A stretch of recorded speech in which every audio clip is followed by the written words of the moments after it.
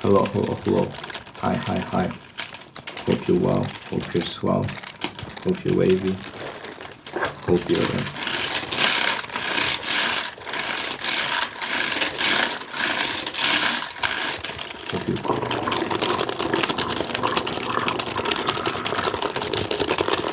hope you're gravy.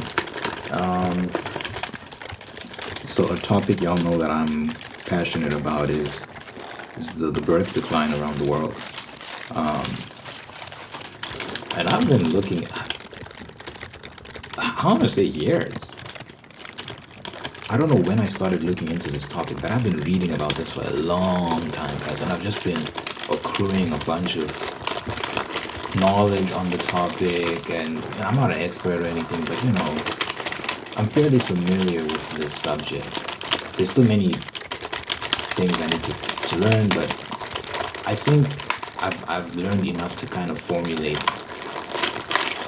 a hypothesis about what's going to happen, where I see things going. So if you don't know, there's a birth crisis in which countries are falling below what we call replacement rate. So you got your fertility rate. Hold on. I just had to look up the difference between fertility rate and birth rate, because that can be a bit confusing because they seem like the same thing, but there's some key differences. So fertility, it says your fertility rate measures the average number of children a woman is expected to have during her reproductive years, focusing on women's reproductive behavior. So I guess fertility rate more so analyzes behavior and expectations, whereas birth rate measures the number of live births per 1,000 people in a population over a specific period, reflecting overall population growth. So birth rate actively looks at the specific details of who's giving birth within a particular demographic over a specific period of time, whereas fertility rate analyzes behaviors over periods of time and what we can expect from those behaviors. So fertility rate is specific to women's childbearing, while birth rate includes the entire population and is influenced by factors like age distribution. So yeah, so I guess it's important not to get those two things mixed up. So fertility rates and birth rates around the world have just been plummeting, but I'm going to be focusing on fertility rates, which is yeah. So when I'm giving these numbers, I'm mainly talking about fertility rates. And your fertility rate that you should be at is 2.1. That means that you're at the very least replacing yourself. That's what we call replacement rate. And the reason why it's important to be at replacement rate and not to shrink, because a very common misconception, which is largely due to a lot of propaganda, just misinformation, is that the earth is overpopulated. We've got too many people. And people fail to understand that population, number one, is not evenly distributed. It's not evenly distributed. So China, 1.4 billion people, India, 1.4 billion people. You already see that 2.8 billion people, which is more than a third of the Earth's population, is concentrated in two countries.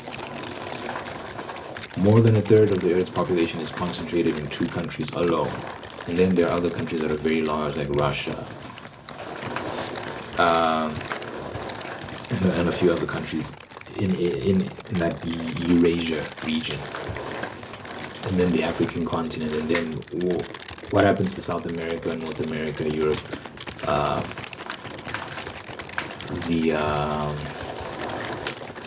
what do they call the Australia, New Zealand region? I forgot. Why is the name eluding me? Oceania region, I guess it's called Oceania.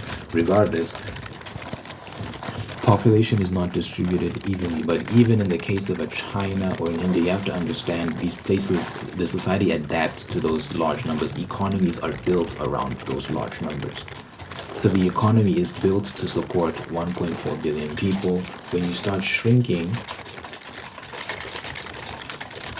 so rapidly, you start to have labor shortages, which starts to affect the economy, there's so many downstream effects that affect everyone.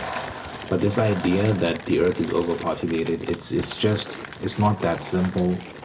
There are cases where places can become too densely packed, which can present issues with infrastructure and whatnot. But again, population is not evenly distributed. It's a gross oversimplification to say the earth is overpopulated. It's not.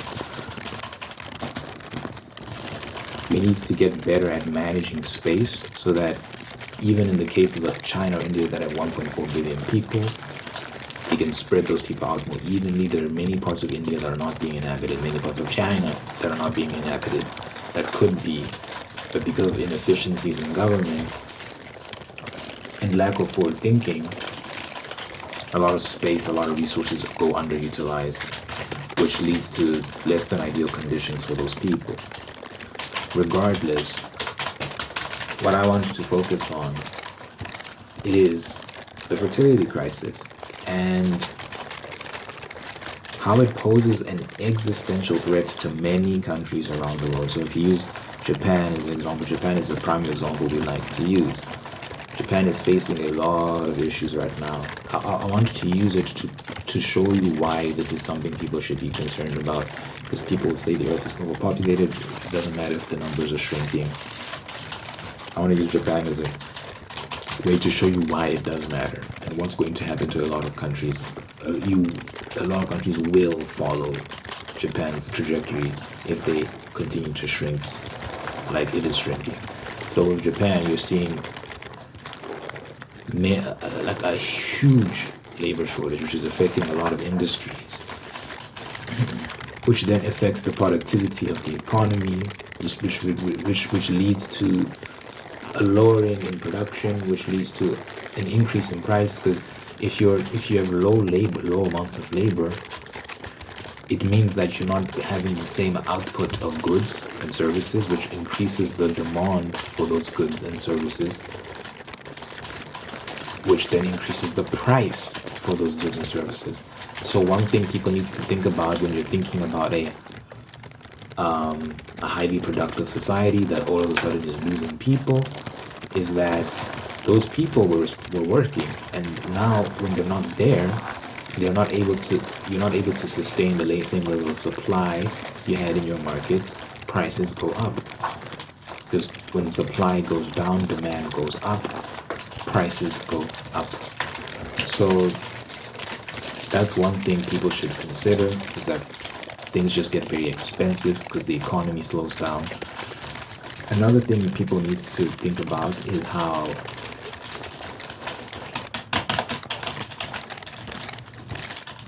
your tax base shrinks. So with each generation is essentially getting cut in half. You're having less and less people paying taxes, but you still need to maintain the society. If you think of it in terms of we've built this massive society with all this infrastructure, with these massive economies, there's all this activity going on, and if you can think of like someone beneath it, we are the collective, a collective being. Society, just think of it as a collective being holding it up. As society shrinks, less and less people within it, it's shrinking, the burden becomes heavier and heavier and heavier. And you think of that as the tax burden. You have less people paying taxes because they don't exist. Each generation essentially gets cut in half. Eventually, you're going to collapse under the weight of the society you've built. Because the more advanced your society is, the more people you need to maintain it. Again, when people say the earth is overpopulated, they don't understand this very basic fact, which is that we've developed so much over time. We are no longer in the medieval ages. We're no longer in the hunter-gatherer days, where you could get by in these small communities because there wasn't much going on. We've built these incredibly complex societies that need a lot of people to maintain them. Think about an airport. Running an airport is not the same thing as running a little bus station somewhere. Running an international airport is not the same as running a little bus station somewhere. You need a lot more people, you need a lot more expertise, you need a lot more infrastructure. It's very complex. So when you start to have labor shortages in the airport, guess what? Planes are going to start falling out of the sky. Things are going to be breaking down.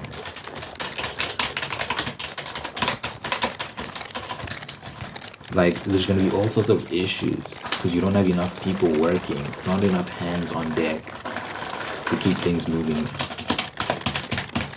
smoothly. Bear with me. I'm trying to set a scene. I'm trying to paint a picture so I can eventually get to the main point I want to make. But it's so important for you to understand why this is a crisis. Because a lot of people don't even know that this is a problem. A lot of people are convinced that this is not a problem, which is insane. Because how can we begin to address a problem when people are refusing to acknowledge that it's even a problem? This is definitely a problem, and many countries are going in Japan's direction. People think Japan is just a unique case. Everyone's going in that direction, right?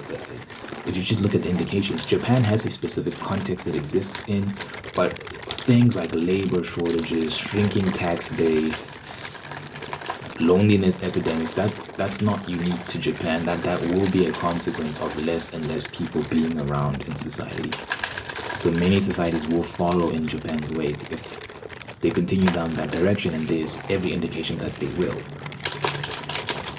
So going back to Japan, we talked about the shrinking tax base. A consequence of that is like, so let's say you live in a village outside of Tokyo.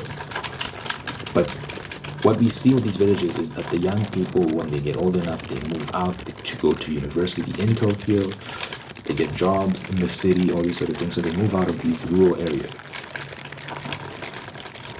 So if there's a village, I watched a YouTube video where a Japanese guy was talking about, I don't know if, was it his village? He was talking about how villages are literally shutting down, guys. It's a real thing where people are moving out of these villages and the government is stripping funding from them because there's not enough taxpayers there. There's not enough economic activity there. So the government is like, we're not going to fund this place. We're not going to send trains there anymore because there's just not enough happening. So these places just become almost like ghost towns. And the only people you find are very old people. There's no young people. If there were schools there, they're no longer functioning as schools.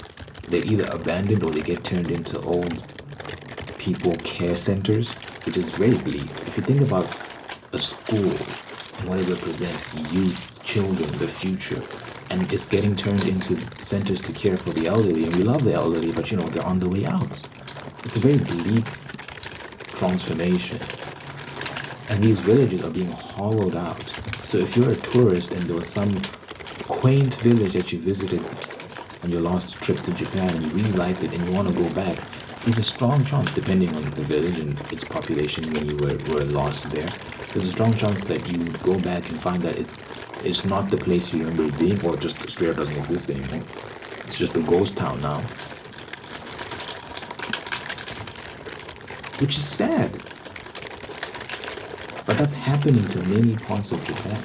Schools being closed down, train lines being discontinued, like train routes being discontinued, old people moving into these urban centers alone. They don't have family to take care of them, and there's a big phenomenon where many old people are dying alone in these apartments, and they only get discovered weeks, sometimes months later. They die alone, and no one knows they're dead. This happens a lot in Japan, and it's only going to get worse.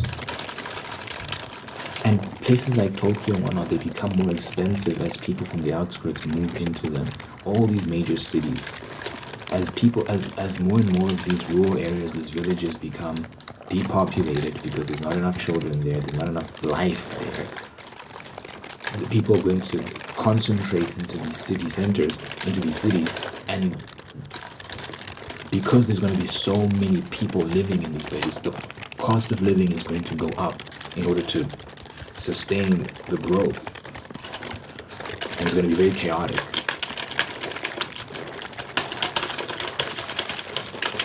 And there's a loneliness epidemic. People are very lonely. There are a lot of old people with no one to take care of them, all these sort of things. Japan is facing a serious loneliness crisis. So it's very bleak. And South Korea is even worse. I think Japan is let's say, Japan fertility rate 1.26 births per woman. 1.26. Remember, replacement rate is 2.1. They're at 1.26, which is horrible. But South Korea is even worse at 0.78. I checked very recently. I think I checked yesterday. 0.78. Which means it's basically a third of where they're supposed to be.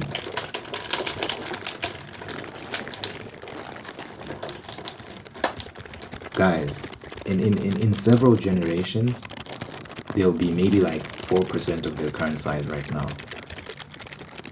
If they keep going where they're going, we're in the 21st century right now. By maybe the 23rd century, they'll be gone. That's an extreme outcome. I'll admit that's very extreme. But it's like, guys, just look at the trends. They're shrinking. There's no indication that they're growing. It is just doing this. And there's never been a single example, not one. When I say not one, I mean not a single one, of a country that's fallen below replacement rate, that has managed to get itself above replacement rate and stay above replacement rate. Not even to get above it. It's not one. Once you sink below replacement rate, there's not one example of a country that managed to get above it, let alone stay above it consistently. All of them have stayed where they are. And you see countries like Sweden, Denmark, Russia, Hungary, they implement these pro-natalist policies. Pro-natalist just means pro-children, to encourage people to have families. So let me read to you some of these policies, like what they're trying to do.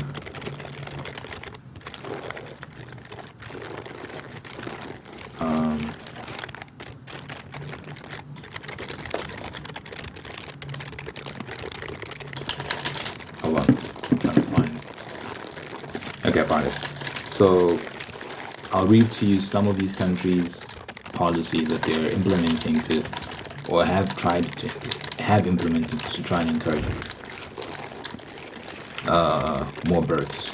So Sweden, 480 days of paid parental leave per child, shared between parents with a daddy quota to encourage fathers' participation.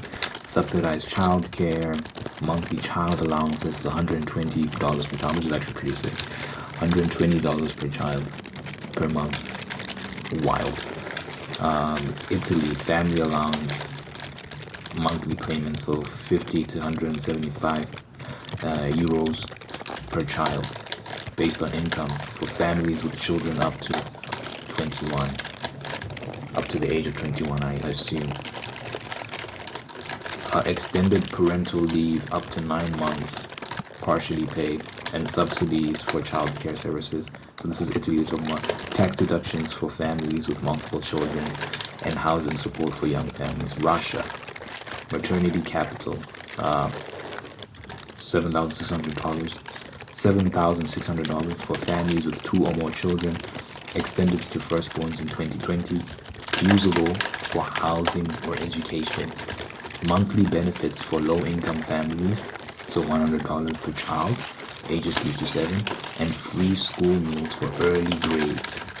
Family Contact Day, September 12th, offering time off to encourage conception, with regional prizes for births on Russia Day. Child allowance payments, so $100 to $200 per month per child. Recently proposed to double for your 3rd or more child, with plans to remove income caps. Subsidized daycare expansion, 50,000 new facilities under +1 policy, and flexible work policies for parents. Government-backed marriage promotion, including subsidies for matchmaking and increased paternity leave incentives. So now, these are pro-natalist policies that they put in place to encourage people to have give more births, and they implemented these things, and countries like Sweden and Russia and whatnot, they saw an uptick in fertility rates. So I think Sweden went from like 1.1 to 1.5, which is, significant. It's impressive. But then what we saw is like shortly after that, the numbers went back down again, because essentially what these policies do is they don't encourage people that were not going to have kids to have kids. They encourage people that were always going to have children regardless to have children earlier. So you see an uptick in the numbers because people are having kids earlier, but then it evens out again because you don't see those births at a later stage. So it's essentially delaying the decline. You're just delaying the decline. But the decline happens anyway, because then the numbers plummet again, and they're lower than where they started in many cases. And the decline continues is the point. So these policies aren't working. You can throw as much money as, because people say it's the economy. It's the economy. If you just give us more money, if you just made it easier, if we just had more favorable economic conditions, we would be having more children. These are a very flawed argument, because the poorest continent in the world, Africa, has the most children in the world. We have the youngest the African continent has the youngest population on earth. Fertility rates for a lot of, like a country like, I think Niger, can't remember which country it was, it's like 4.6 or something like that, which is well above replacement rate. And yet Africa is the poorest continent. America, when it was much poorer than it is now, had higher fertility rates. When people just weren't as wealthy as they are now across the board. Higher fertility rates. Make that make sense. It's not an economic issue. People are not being honest when they say, if I just had more money, I'd have more children. There are a lot of people who do have money who choose not to have children. If they do have children, they might have one, maybe two. You cannot increase the population with one or two kids. At best, with two, you can replace the population and keep it the same. But here's the thing people need to understand. There's either progress or decline. You're either going up or you're going down. This idea that you can just stay at the same place indefinitely is so naive. And it's not what we've seen according to trends. We were going up, and then we're going down, and then we're going up. There's nothing like this. You're just coasting on this flat line. You're either making progress or you're declining. We have to pick which one we want, but it seems like we've picked decline. So this whole depopulation crowd, we have to understand. It's either we choose to continue to progress as humanity to get bigger and bigger and bigger and bigger and bigger, and eventually we start flying out and conquering other planets, or we decline and go extinct. There's no middle ground where you're just staying at this nice population, this quote-unquote ideal population. And how do you even arrive at these numbers anyway? I think it's silly. Like, for example, people will say, like, the ideal population is 1 billion. That's the ideal amount of people on Earth. It's so dumb, because it's like, again, you'd have to distribute that 1 billion people across the Earth. And I actually did the numbers on this. I did research on the numbers of this, just to find out, like, what would that actually look like? If we made it proportional, like, so like we kept the current proportions of size of countries to represent that 1 billion, what would it look like for major countries?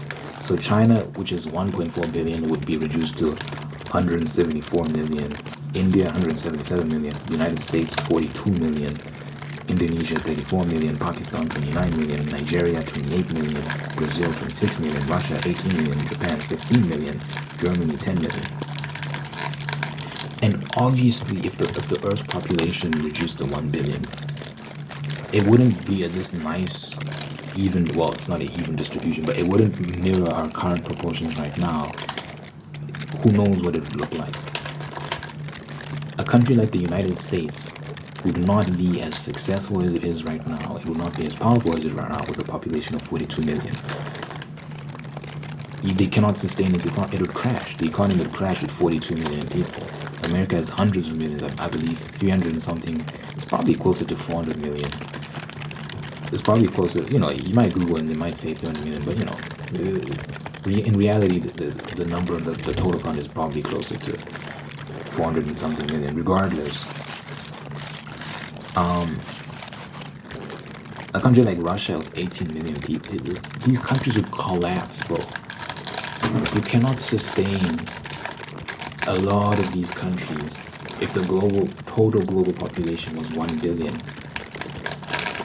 Because, when you distribute that 1 billion across the world, all of a sudden some countries have a few 100,000, some countries maybe have 1 or 2 million, some countries have this, some countries have that. These economies would collapse.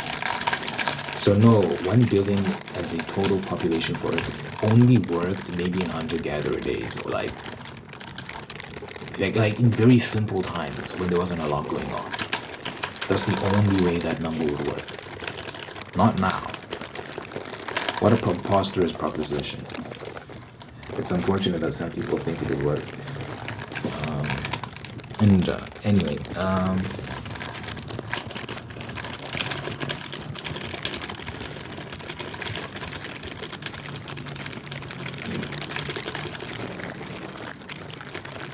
I guess I was just making the point that when you analyze these trends, countries falling below the fertility rate, there's not a single example of them going above it. And they're trying all these pro-natalist policies and they're not working. They're not working. There's not a single example of any country trying out these policies and getting above replacement rate. Not one. If there was one, I'd have hope. Hey, this country did it. Let's just figure out what they did right and maybe we can mirror the same outcomes. Not one.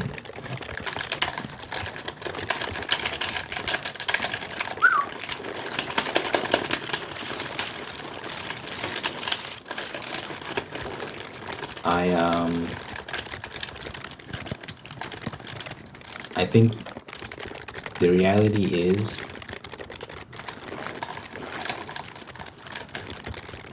we're shrinking and shrinking and shrinking, and humanity is essentially dying. And that sounds dramatic.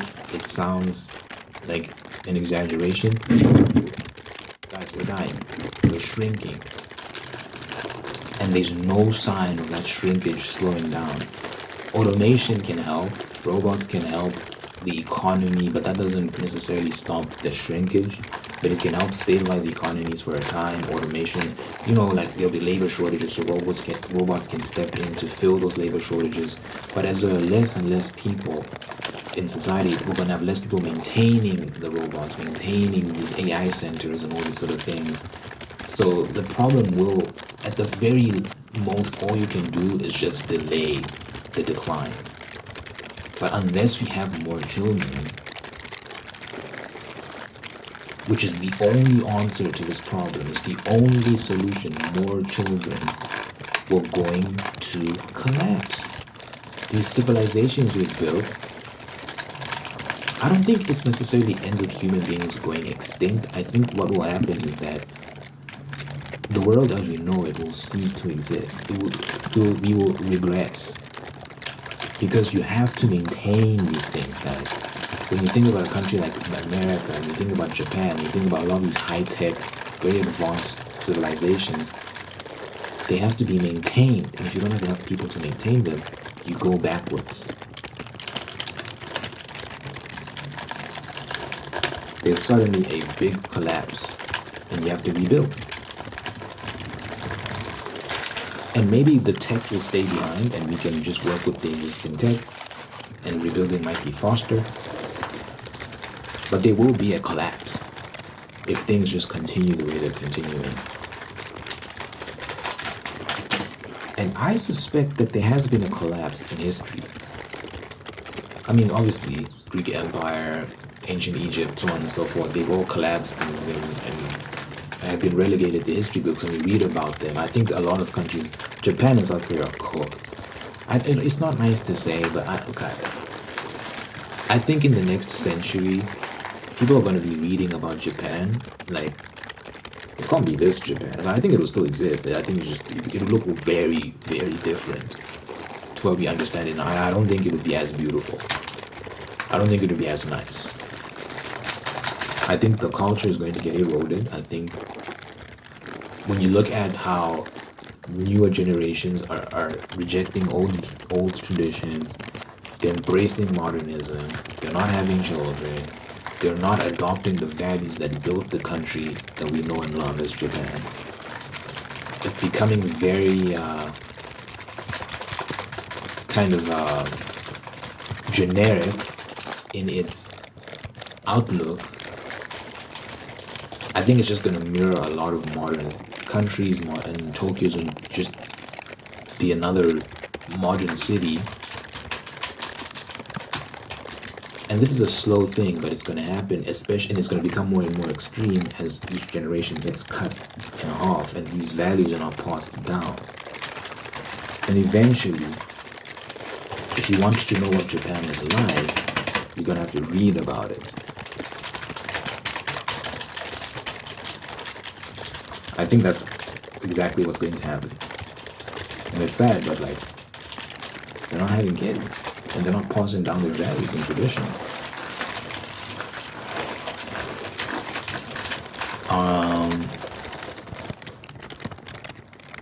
And I think ultimately where this ends is the same thing we're seeing with Japan happening with every country. Because every country is headed in the same direction. That's where what the evidence is saying. And the optimistic viewpoint is that the robots will help us by helping to stabilize the economy, by filling up labor shortages and all these sort of things. And we can... That's not going to address population decline, but it at the very least can stabilize the economy. That's an optimistic viewpoint, but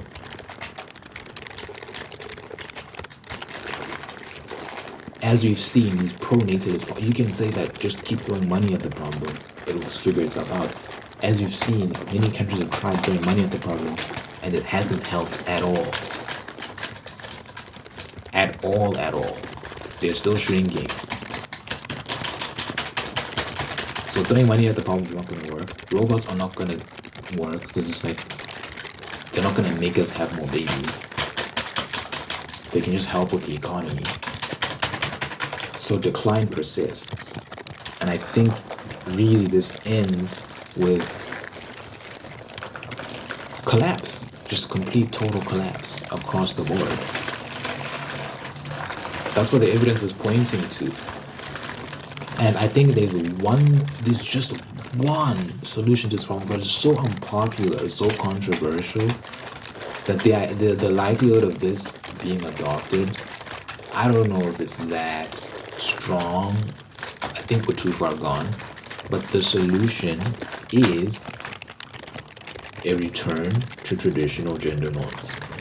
When you look at when in history where fertility rates high, it's when men were working and providing, men were staying at home, giving birth, taking care of the children, taking care of the home. That's when family was just normal to have 6, 7 children. It was normal. 6, 7 children. So even if there were some people in society that had 1 or 2 kids or none, the people that are having 6, 7 would bring the birth rates, fertility rates high up. And that's why when you look at charts and you look at America before the 60s, before the feminist movement encouraged women to enter the workforce en masse, birth rates were high, fertility rates were high, like above 4, above 5. But again, like I said, there's probably some people right now clutching their pearls. I don't think it's gonna happen. I'd like for it to happen, I've thought about it, but when you think about how much opposition, even right now, there's probably people calling me all sorts of terrible things just for even suggesting this. The opposition to this idea would be so violent that I don't know if we can implement it. I really don't know. It would have to be voluntary, obviously. Women would have to volunteer to return home and assume traditional gender roles again, but I don't see that happening. I think we're too far gone. I think we've become so individualistic in our pursuits that the idea of family, like prioritizing family, prioritizing mother, prioritizing children, all these sort of things, and sacrifice for the sake of the next generation. These ideas, I just, I think we're, I think we're cooked. I don't see society returning to that model, like a pro-family, pro-future model where people are just like, we have to take care of the future generation. We have to make sacrifices for the future generation. We have to have large families and promote large families. And motherhood is the best thing for most women. And men should be outside working and providing, bringing resources back home and all this sort of thing. That's not a popular message in 2025. Hey man, maybe a miracle happens and people adopt that model once more, but that is when birth rates were high. That is when fertility rates were high. And that was the core factor, because people will say the money was the core factor. People will say the politics was the core factor. The politics have changed. People were poor before. The one thing that remained consistent was these gender roles were clearly defined, and that's when fertility rates were high.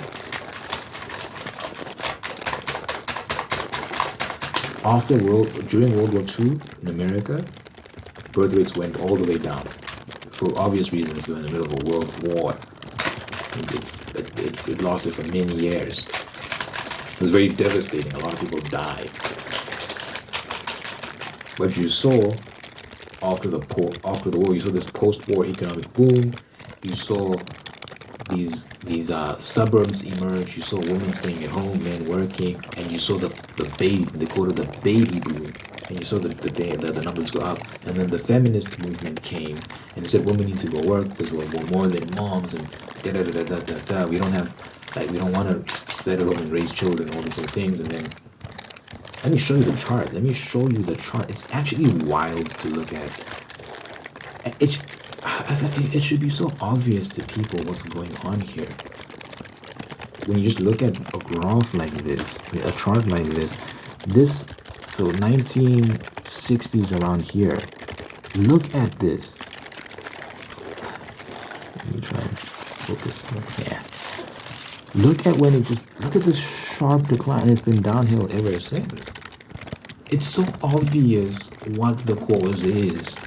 Yes, it's a multivariate issue. Yes, the economy does make it harder to have children and all these sort of things.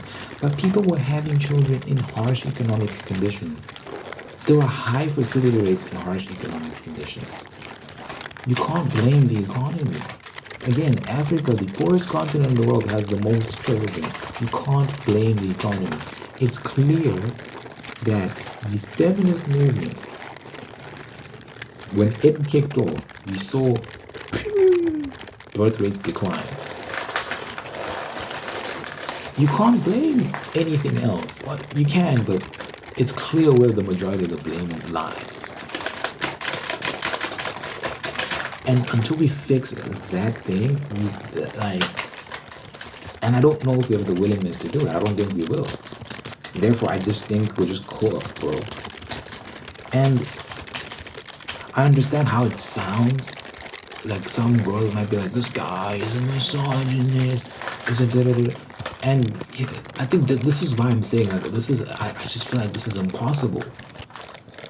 How do we get past this? Because if you just suggest that, guys, for the sake of humanity, we might have to start reassessing our current societal structure. It's not sustainable if the population that's responsible for giving birth to children is constantly working and prioritizes their careers over producing children and raising those children to be good, upstanding members of society. I don't think this is sustainable. And when you say that, you're villainized and you're called the worst thing ever. I think we're cooked. If you can't have these conversations without you being called out, you know what I did?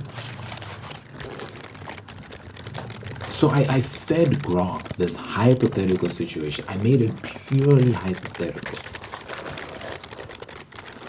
Let me show you what I did. I just wanted to find out.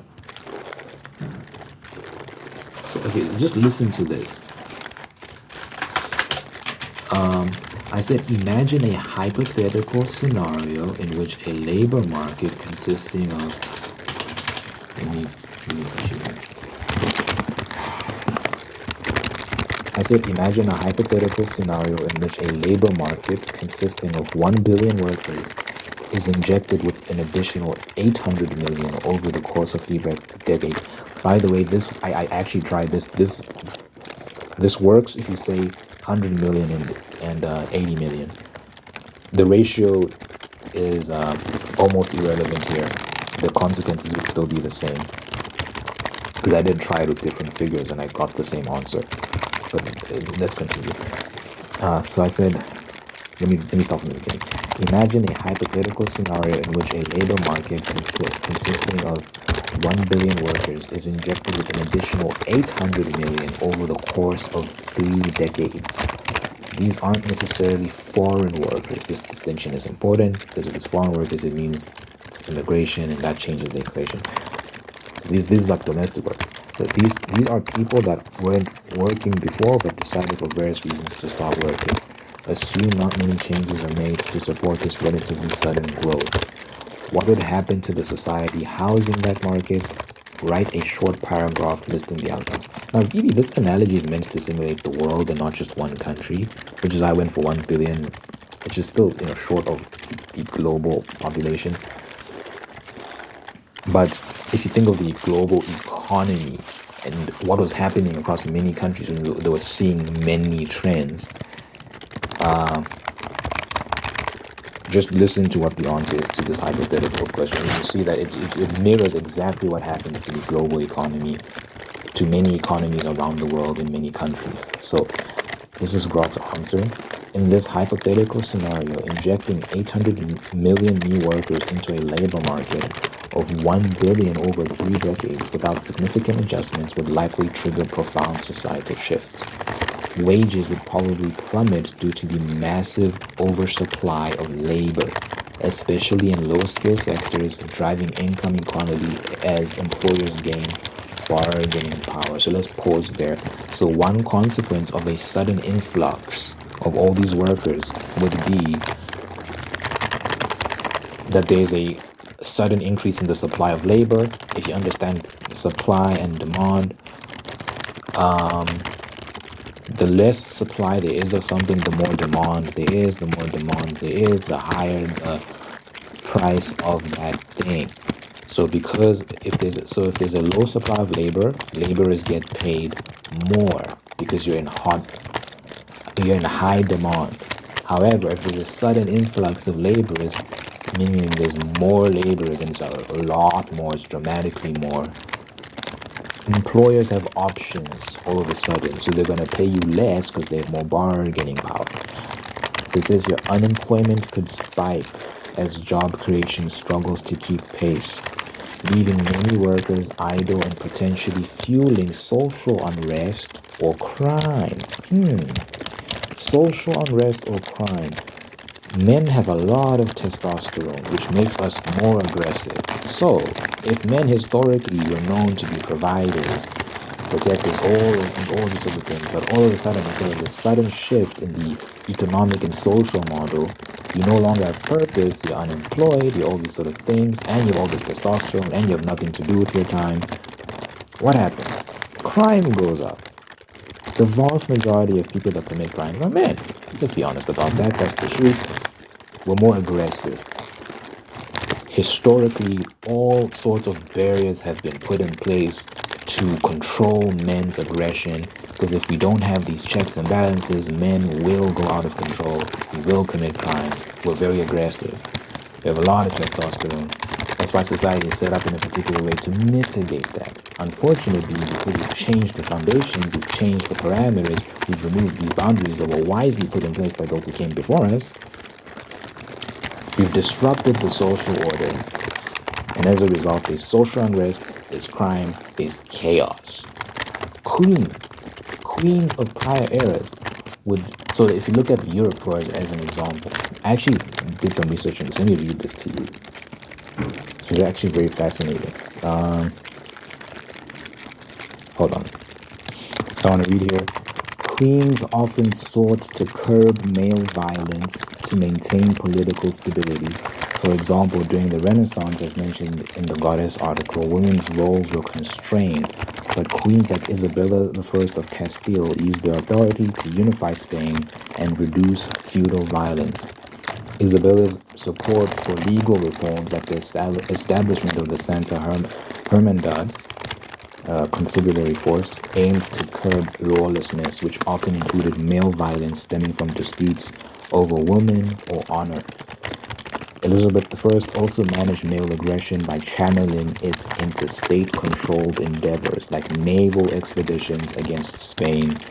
It's just funny that to channel male aggression, male energy, they'll just go to war with other countries to just direct that energy outwards. So it says that while her court enforced strict etiquette to temper aristocratic male behavior. And then it also says here, queens like Eleanor of Aquitaine fostered the ideals of courtly love in their courts, as noted in the Wikipedia entry on Eleanor. Her court in Poitiers was a hub for troubadours who celebrated knights' devotion to ladies, tying honor to respectful behavior toward women and loyalty to their lords. This cultural influence encouraged knights to embody virtues like courtesy and self-restraint. It says queens supported works that glorified knightly honor. For example, Eleanor's patronage of chivalric literature, such as stories of King Arthur, reinforced ideals of bravery and moral conduct. The Wikipedia entry on chivalry notes that works like Le Morte d'Arthur defined knights as elite warriors upholding faith, loyalty, and honor, values queens promoted through their courts.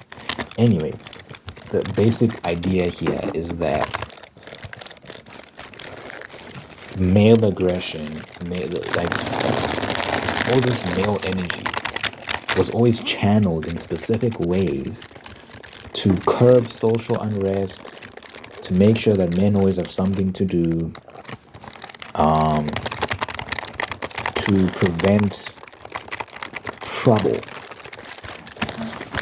But when you strip men of their purpose, when men all of a sudden have nothing to do, when the entire social order has been completely upended,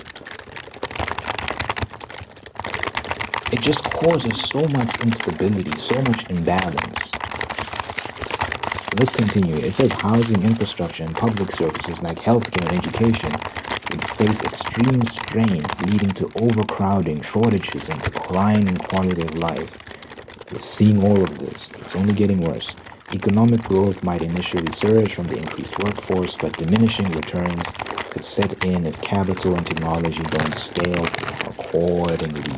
Over time, political tensions might rise as disenfranchised groups demand reforms, possibly destabilizing the society further. We're seeing all of this. All of this is happening, and it just seems to get worse. So then the next question I asked it was, what if on top of all of that, the group that was injected into the labor market was previously responsible for producing children, but are now too preoccupied by labor participation? What if the economic strains we just discussed also make it harder to raise children? So Brock's response was, if the 800 million new workers were previously responsible for producing and raising children, but are now absorbed into the labor market, and economic strains further discourage child rearing, the society would face a cascading demographic crisis layered atop the earlier challenges.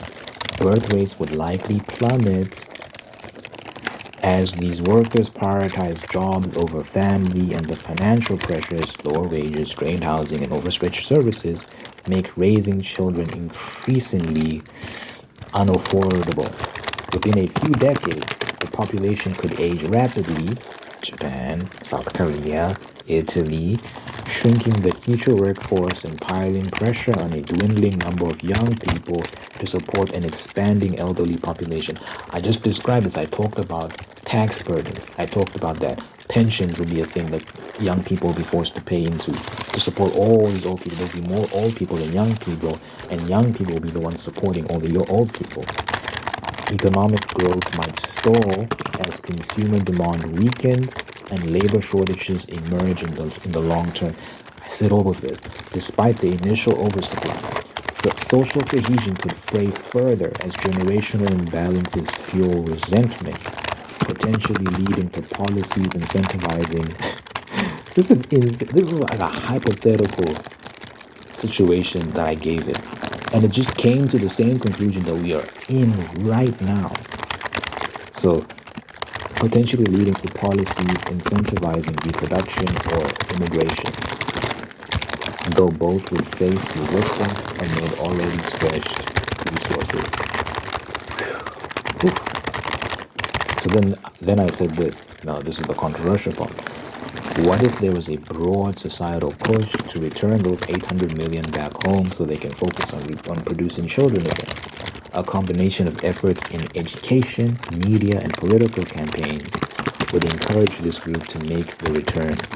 Assume AI would help to fill the gaps left behind. What would happen to the society? This is Grok's response. If a societal push backed by education, media, and political campaigns successfully encourages the 800 million workers to return home to focus on producing children, and that's a big if, with AI stepping in to fill the labor gaps, the outcomes would be multifaceted.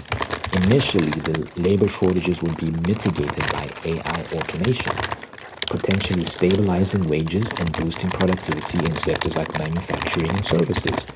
Birth rates would rise, gradually reversing the aging population trend and restoring a healthier demographic balance over decades. Economic strains might ease as fewer workers reduce pressure on public services, though childcare and education systems would need a rapid expansion to accommodate the baby boom. Socially, family-centric values could strengthen, but tensions might arise if the returning group resists or faces stigma for past labor participation. AI-driven efficiency could enhance economic growth, but over-reliance on technology might widen inequality if displaced workers or less skilled sectors struggle to adapt. Long-term, the society could achieve a more sustainable population and economy, assuming AI integration is managed equitably and infrastructure scales to support the shift. I will also add that another pull factor would be robots in the home, robot assistants. There's a video here I can show you. It's an ad. This is a real ad. This is a real ad for a real robot that does, it's making them tea. Can you see that? It's making them tea. This is a real ad, by the way. And the idea was that you have these robots that you put in your home. It's moving around clothing baskets, it's vacuuming. And basically the idea here is that you'll have robots in your home. I believe this is going to happen. I think it's already happening. They're already making them. They're already showing ads for them. In the next decade or so, I think these things will be everywhere. And it'll make the life of stay-at-home mothers a lot easier. Like a lot easier. And you can just focus on raising your kids and doing other things with your time, because the robots are handling all the housework. They can even do the cooking, the cleaning, everything. Yeah, it's nice to cook for your family every now and then. I think that's a special thing to do. But regardless, a lot of the housework will be delegated to the robot. It's a robot. It doesn't need to eat. It doesn't need to sleep. You don't have to worry about ethics or anything like that. It's a robot.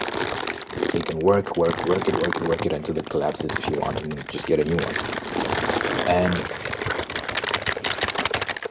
that would give you time as a woman to just focus on child rearing, having like 4, 5, 6 kids, and letting that be the norm again. But again, like I said, very unpopular idea. I don't see the majority of women signing up for this. I think we're too far gone. I think feminism is just taking over and it's killing us. It's honestly, it's. I really believe it's going to lead to civilizational collapse. I think it was a mistake. This idea of letting the majority of women into the workforce. I think it was a huge mistake. Hey man, if you just look at the evidence of where things are going, it's not going to end well. But when you just look at the data, it's all pointing in one direction, guys. But you say these things and people just essentially do or they just yell at you and call you names for trying to point at this meteor that's headed towards us. People don't want to listen. They keep releasing stats. U.S. birth rates hit new historic low. The Japan, new historic low. This country, new historic. All these countries, new historic lows. Every year, it's a new historic low. With no signs of improvement on the horizon at all. Every indication shows female labor participation rising, and with that, birth rates declining. If we just continue down this trend, it's so frustrating, but like no one cares. It seems like not enough people, at least. Oh well. Oh well. Oh man. But yeah, when it comes to this issue, sometimes I wonder if I should just stop talking about it, because it just seems like people have made their mind up. Like I said, there's either progress or decline. I don't think this nonsense of just staying in this middle ground and just staying there, that's not an option. We're either going up or going down, and it seems like people have just chosen to go down. I think it's very selfish. It's unbelievably selfish, because you're basically saying F you to the next generation. I'm gonna have my fun, I'm gonna peace out. But even you, people don't realize this will affect you as well. Because the society doesn't have to collapse entirely for you to experience hardships. Labor shortages, increased tax burdens, all the sort of economic crises that will emerge because of plummeting populations. You will feel that, especially towards your later years. You'll experience the cost of that. But hey, man.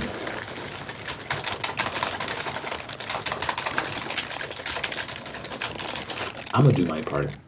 I've said I intend on having many children. I think it's very doable, especially if you move to affordable areas. You don't prioritize luxuries and all these frivolous things. I think you can pull it off. But what do I know? What do I know? I'm just a bigot. I'm just a misogynist. What do I know? Shout out to you if you made it all the way to the end. I know this isn't a sexy topic, but these things must be discussed. Let me know what you think in the comments. By the way, God willing, things change, things get better, and there's a light at the end of the tunnel. Maybe I'm just being too pessimistic, but I'm just looking at the facts, the evidence, and that's what's informing my perspective. But hey, maybe I'm wrong. Hopefully I'm wrong. Hopefully I'm wrong, but yeah, we'll see. Wait, I don't pray at the end of these videos. This is just ramble videos. Bye.